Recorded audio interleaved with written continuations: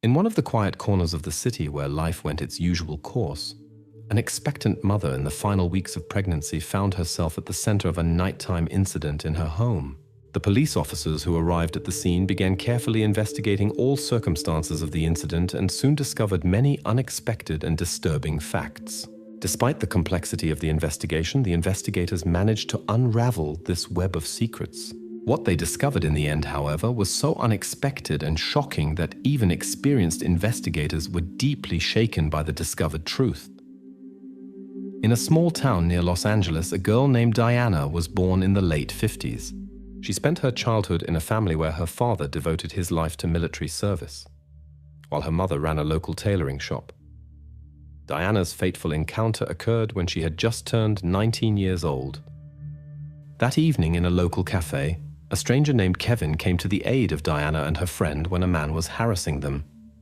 This incident marked the beginning of their acquaintance, which soon developed into something greater. Although Kevin was married at the time, his marriage was near its end. The relationship with Diana developed quickly. Soon they moved in together, and then they learned they were expecting a child. As soon as Kevin's divorce was finalized, the couple immediately married. The newlyweds moved into a small rental apartment. Kevin continued his military service nearby, which allowed him to return home every evening. Diana worked for a while in her mother's tailoring shop, but stayed home shortly before giving birth. At the end of September 1979, her pregnancy was dragging on, and everyone was anxiously awaiting the birth of the child. The evening of the 30th of September began for the couple with watching a movie together, but ended with an argument.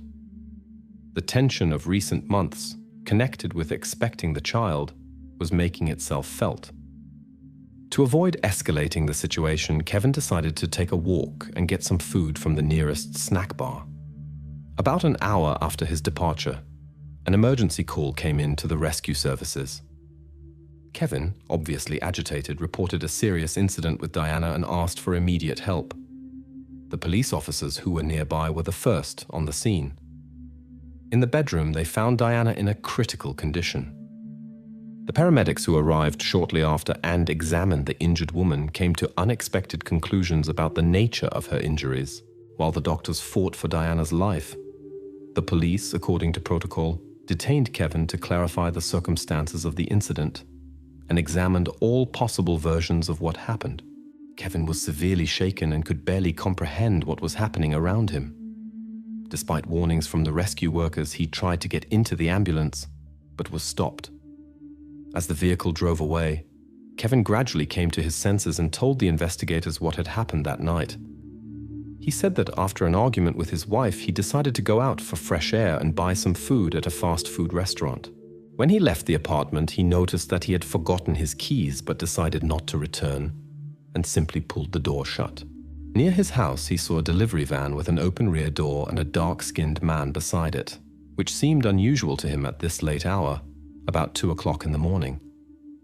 When he arrived at the usual fast food restaurant, Kevin found that there was a long line there and drove to another restaurant of the same chain nearby. There he bought some burgers and drove back. The entire trip took about 40 minutes. When he came home, he found that the front door was open. When he went inside, Kevin heard strange sounds that sounded like snoring. In the bedroom, he saw Diana in an alarming condition and immediately called the emergency services. Some details of his story aroused the investigators' interest. First, it seemed unusual to go get food in the middle of the night. Second, the duration of the trip, about 40 minutes, seemed excessive, even considering visits to 2 nearby restaurants. Nevertheless, the officers checked the bag with food, which was still warm, and the receipt showed the restaurant's address and the time of purchase, which confirmed Kevin's statement. Finally, they allowed him to drive to the hospital, but asked him first to give a blood sample for analysis. Although DNA tests were not yet used in those years, experts could compare various traces at the crime scene. At the hospital, doctors determined that Diana's injury was not caused by a firearm. Presumably, a small but heavy object was used. The woman fell unconscious, and doctors fought for several hours for her life and the life of her unborn child. After Diana's condition was stabilized, surgery was prepared. Meanwhile, investigators requested an additional examination. Besides the standard procedure, the position in which Diana was found aroused certain suspicions among the officers. Soon, experts confirmed the presence of biological traces. However, there were some difficulties. First, Kevin reported that he and Diana had shared intimate moments shortly before the argument. Second, the absence of DNA analysis limited the possibilities for using the available evidence. Kevin and Diana's relatives spent the entire night at the hospital waiting for news about her condition. Hope for a favorable outcome dwindled with each hour. Early in the morning came alarming news. Diane's condition deteriorated rapidly, and despite all the doctor's efforts, she could not be saved. Diana was meanwhile subjected to emergency surgery that stabilized her condition. She remained unconscious, but the doctor's prognoses became more optimistic. Nevertheless, the doctors had no illusions about a complete recovery after such severe injuries. While the doctors fought for Diana's life, the investigators tried to solve the puzzle of what had happened. The case received a new status, and the local law enforcement agencies mobilized all their resources. Kevin remained in the focus of the investigation despite his alibi. His story raised questions: a recent argument with his wife, an unlocked door, a long drive to the cafe, and a stranger allegedly seen near the house at night. But there was no solid evidence against him. The investigators had another theory. A year earlier, there had been a series of similar incidents in Austin and the surrounding area. In December '87, an unknown person broke into the house of a young woman, and the same thing happened. 4 months later, a similar incident occurred with a 21-year-old woman, also with a tragic outcome. In July '79, there was another incident. However, the woman survived, although she was unconscious for several weeks. Her statements did not help further. In September of the same year, less than a month before the incident with Diana, a 31-year-old woman found herself in a similar situation. Her son gave a description of the perpetrator, but this did not lead to his arrest. All these cases showed remarkable similarities, including the incident with Diana. The investigators suspected that it was a series of connected crimes. Given the frequency and geography of the events in the suburb of Los Angeles, they feared a repeat soon. The law enforcement agencies decided to warn the public through the media, especially women who lived alone in ground-floor apartments, as they were at risk. This led to a wave of concern. Women began buying protective equipment, attending self-defense courses, and temporarily staying with friends or relatives. The police organized nightly patrols and actively questioned everyone who could be connected to these incidents. Soon there were new clues. Several neighbors of the victims reported a suspicious man with light skin and dark curly hair whom they had seen near their houses. Although the description was vague, the investigators checked several men who matched the description, but it led to no results. 7 days after the incident with Diana, the doctors surprisingly reported to her family that she had regained consciousness. However, her condition was complicated. Diana could not speak, and her consciousness was, according to the doctors, at the level of a child. She faced a long road to recovery. At the same time, a new disturbing incident occurred in Austin. In the apartment of a 24-year-old woman, traces of a break-in were found, and she became the victim of an unpleasant incident. The police once again faced challenges in the investigation. Diana remained under the supervision of the doctors. Her consciousness gradually cleared, but her memory was almost completely gone. She did not even recognize her relatives. The doctors warned the family not to rush things and to give the memory time to gradually recover. When Diana's condition stabilized, she was discharged. Since Kevin had to work on the base, the family moved to Diana's parents, who could care for her around the clock. 2 weeks later, a new incident with a similar pattern shook the city. The victim was a minor. Diana worked diligently on her rehabilitation. Her condition improved, although speech and memory were not restored. But after 6 weeks, an unexpected turn occurred. During the appointment with the physiotherapist, the doctor carefully brought up what had happened. To the doctor's surprise, Diana suddenly reacted and pointed to her wedding ring. When her mother picked her up, the doctor told her about her observation. The mother carefully asked her daughter about Kevin's possible involvement, and Diana confirmed this with a nod. They went immediately to the police, where Diana confirmed to the investigator that she suddenly remembered the moment of the incident and that it was her husband. This fundamentally changed the course of the investigation. Previously, it was assumed that the same perpetrator had also struck other victims. Now the investigator had new questions. Could Kevin have been involved in the series of incidents? He lived in the same neighborhood and matched the description given by witnesses. Or was it an attempt to disguise his actions under the signature of another? Given the complexity of the situation, the investigator made a difficult decision. He asked Diana and her mother to continue behaving as if she still remembered nothing and to return home to Kevin. This was necessary for further investigation and evidence gathering. When Diana's relatives gave their consent, this was a great challenge for them. The police began to observe Kevin closely, hoping to find a connection to other incidents. They made contact with his acquaintances to learn more about the suspect. Soon interesting details became known. Kevin's acquaintances reported a tense atmosphere in their relationship. Frequent arguments were also confirmed by the neighbors, who often heard loud disputes. Friends mentioned that Kevin complained about the lack of intimacy with his wife in the last months of her pregnancy. Kevin himself, however, described their relationship as almost ideal.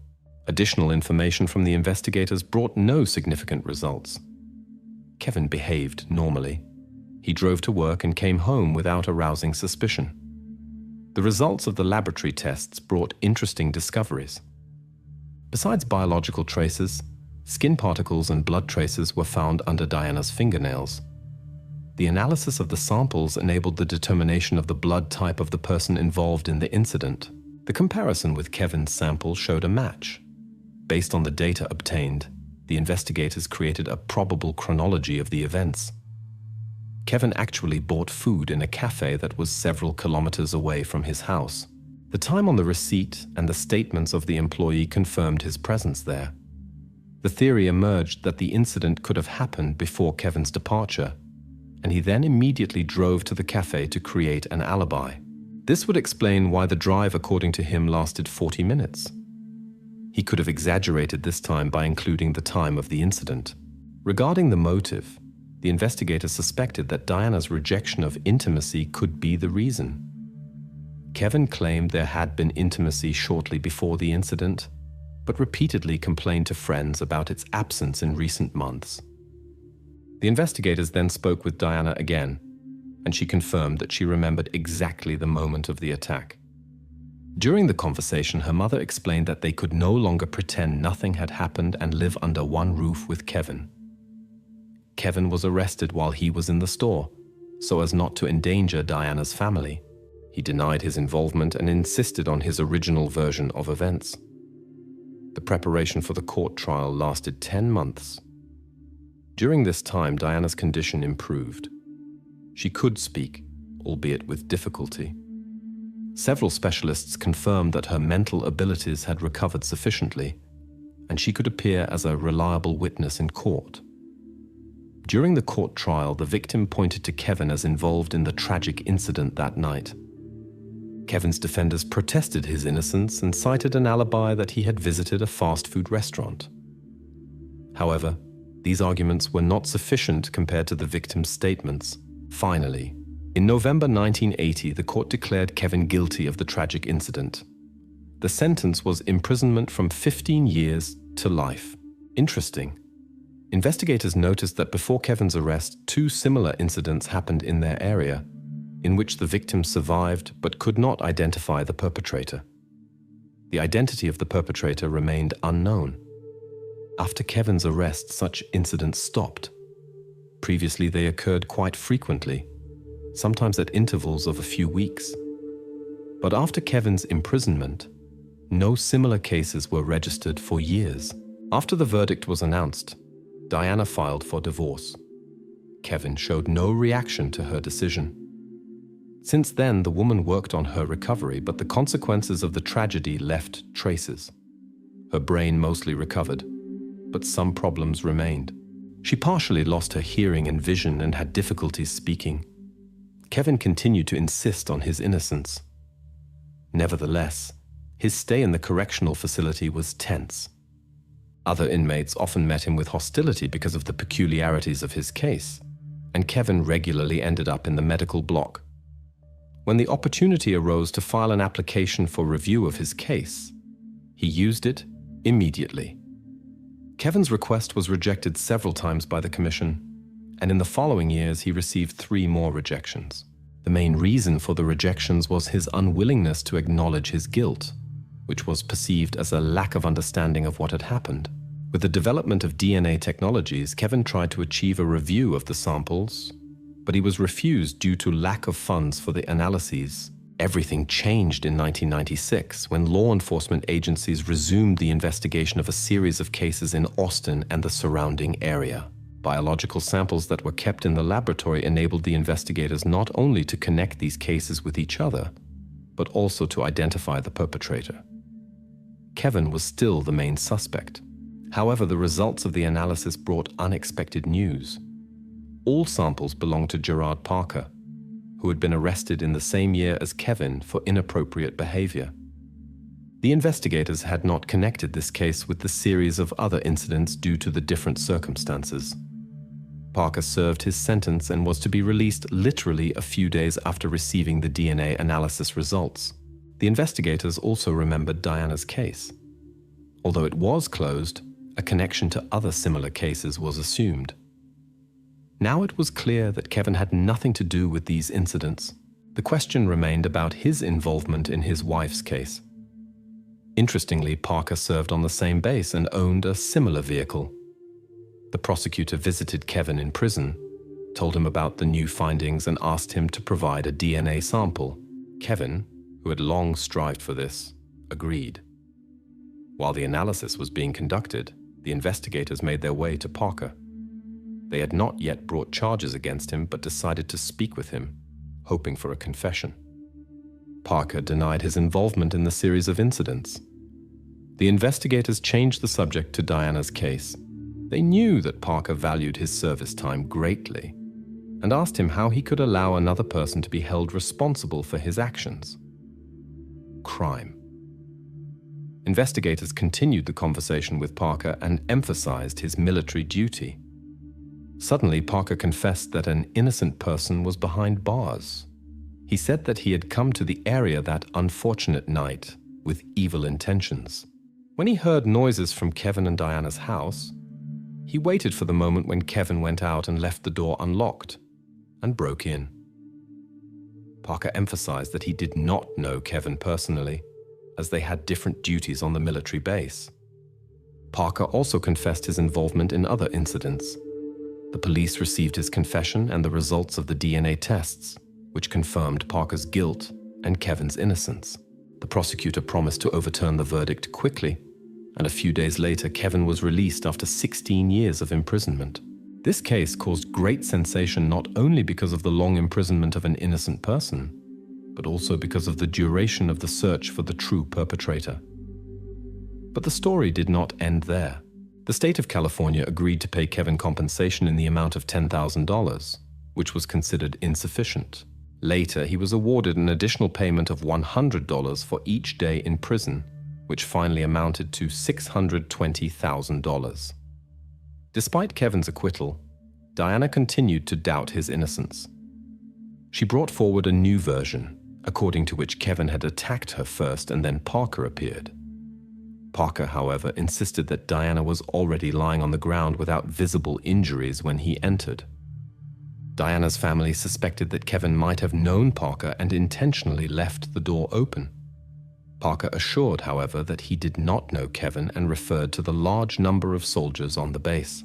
Kevin denied any connection to Parker and explained the unlocked door by saying that after an argument with his wife, he did not want to go back to get the keys, and regretted this decision to this day.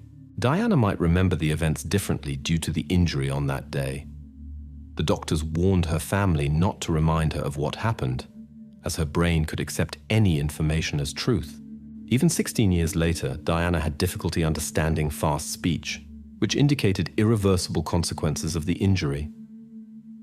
Parker was sentenced to the maximum penalty in 1999, but the sentence was not carried out.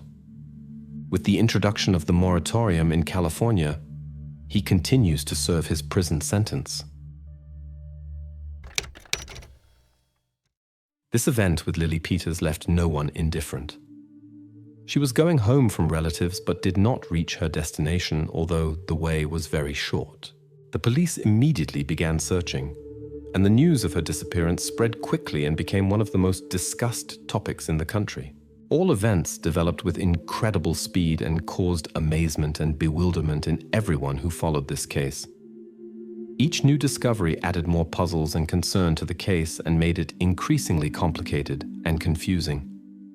In one of the quiet towns of Wisconsin, on the 4th of November 2011, Lily Peters was born.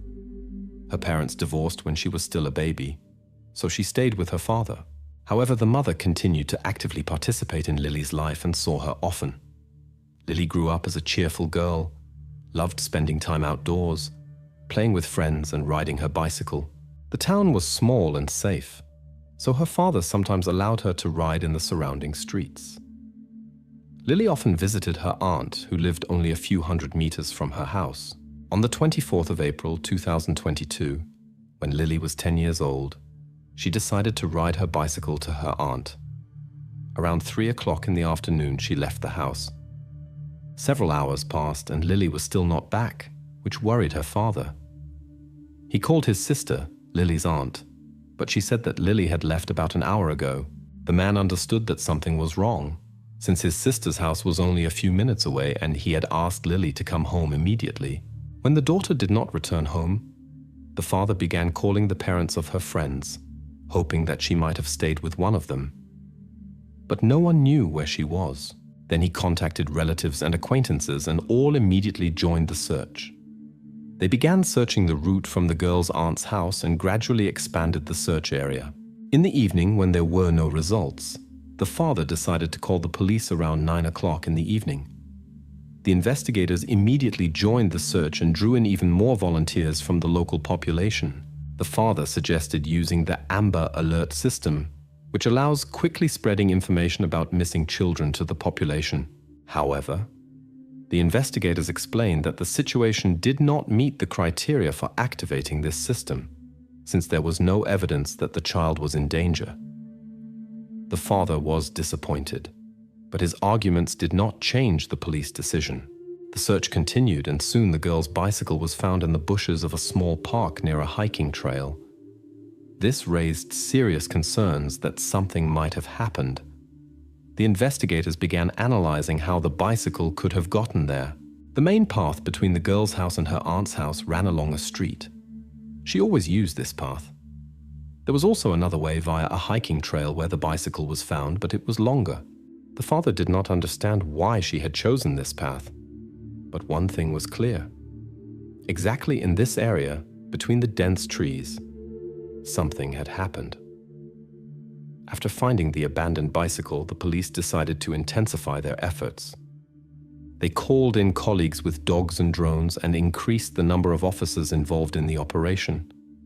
The police officers combed the area, spoke with local residents hoping to find clues. Despite all efforts, Lily could not be found. The search continued all night, and only in the morning was there disturbing news. Around 9 o'clock in the morning, Lily was discovered in the park where the bicycle had been found. She was located several dozen meters away between dense trees and under a layer of leaves, which made finding her at night considerably more difficult. The investigators immediately recognized that the case was serious, but had to wait for the official results from the experts. In the meantime, they focused on searching for the suspect and the safety of local residents. Additional patrols were organized in the town, and officers went to the school that Lily attended. The school administration sent messages to all parents asking them not to leave their children unsupervised. The news about the event spread quickly among the town's residents. Such incidents were rare here, so people were very concerned. They understood that the suspect could be among them, and the police so far had no serious leads. During the day, the police received numerous reports from residents who shared their observations and reported suspicious events. Investigators began checking all residents of the district with criminal backgrounds. This led to tensions among citizens who were worried about the safety of their children. The uncertainty of the situation only intensified the fear, and the police continued to remain silent about the status of the investigation. Rumors began circulating in the town. Some said that the girl might have drowned in a river. Others claimed they knew who was responsible. All these speculations only fueled concern, and residents demanded a quick resolution of the case. The next day, the 26th of April, the police obtained a search warrant for the house of Lily's aunt and cordoned off the building. This step surprised local residents, but the authorities continued to remain silent. People waited all day for news, and finally the police made an announcement. A person was arrested for a crime against Lily. But then came unexpected news. The name of the suspect was not disclosed because he is a minor, and the law on confidentiality prohibits naming him. Nevertheless, information spreads quickly in a small town. Soon everyone learned the shocking news. The suspect was 14-year-old Carson Peter Berger, Lily's cousin. This news shocked everyone who was following the investigation. But the surprises did not end there. Later, the police revealed that they had come upon Carson through information from the Reddit forum. Users were discussing the case and sharing their assumptions. At some point, a message appeared there from someone who, while passing by in the park, had seen a girl with a bicycle in the company of an older boy. When news about the incident spread, one of the users immediately suspected that the young man might be involved. Another user who read this decided to share his suspicions with the police. It did not take long before the investigators received another important piece of information. Carson's grandmother told of a frightening incident. The boy had confessed to his younger sister that it was him. The investigators decided to interrogate Carlson, and during the conversation he suddenly confessed everything. He told that he had gone with Lily that evening and suggested a walk in the park for nature exploration. At a secluded place between the trees where no one saw them, he did what he did.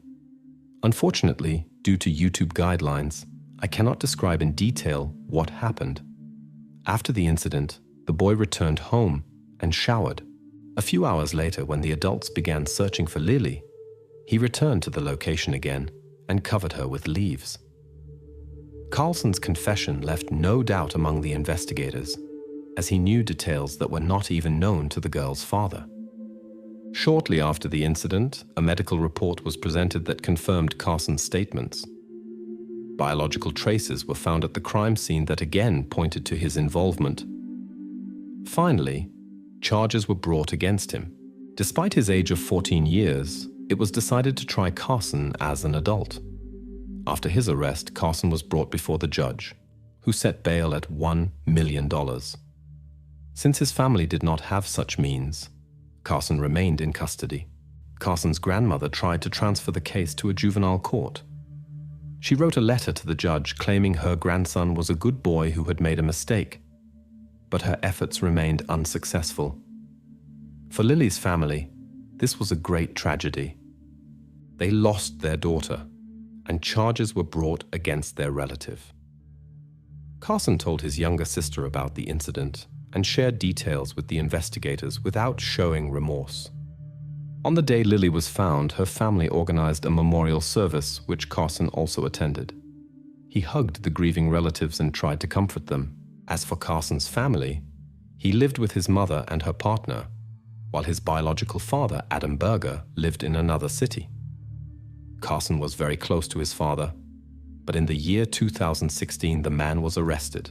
The story of Carson and his family is full of complexity and contradictory moments. In the year 2018, his father, Adam, got into a scandalous situation. Inappropriate personal materials were found with him, which led to court proceedings. As a result, Adam spent 3 years in a correctional facility, after which he settled in a neighboring city near his son. This incident had a strong influence on Carson. Relatives noticed that the previously cheerful boy became withdrawn and irritable. His relationship with his mother became particularly difficult, as he blamed her for the situation because she had separated from his father.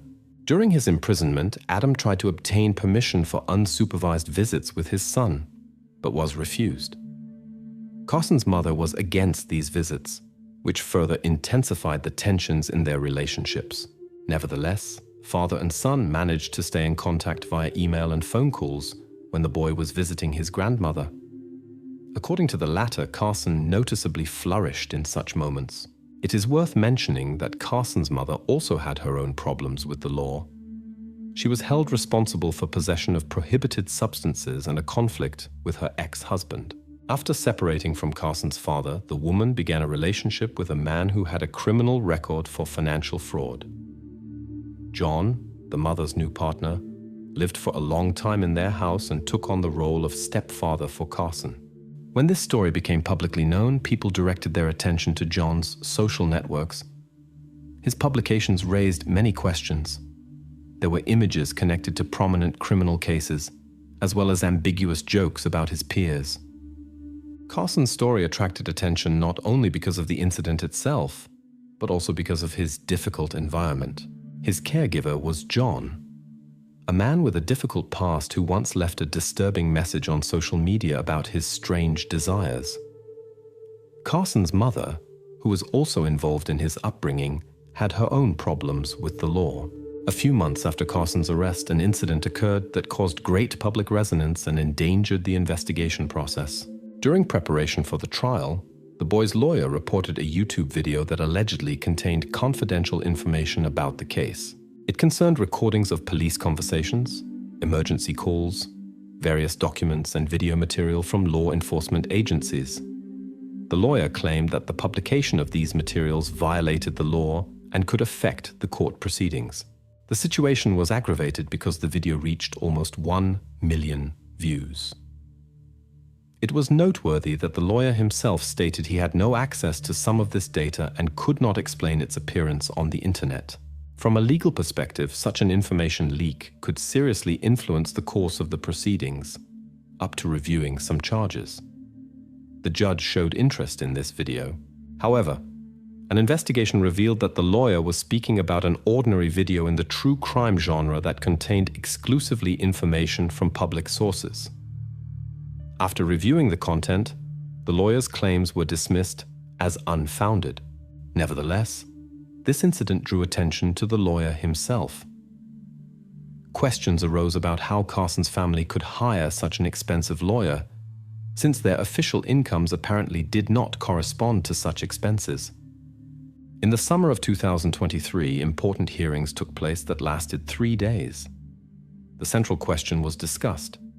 How should Carson's case be handled, according to standards for minors or adults? The judge must make this decision within a few months, but so far no verdict has been reached. Carson participated in the sessions via video connection from the temporary detention facility.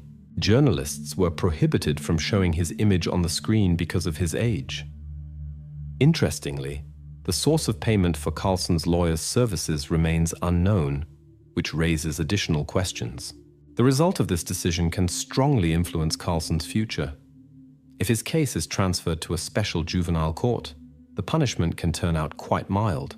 Such courts rarely impose prison sentences and more often decide on treatment or rehabilitation. This process usually lasts several years, after which the juveniles return to society. However, if Carson is convicted as an adult, he faces a much heavier punishment, up to life imprisonment. That is exactly what Lily's parents demand. Given all the known circumstances of the case, many believe that transfer to a juvenile court would be the wrong decision. According to investigators, Carson's actions were carefully planned in advance.